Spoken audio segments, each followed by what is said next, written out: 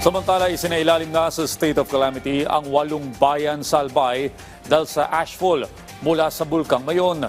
Yan ang ulat ni Paul Hapin ng Radyo Pilipinas Albay.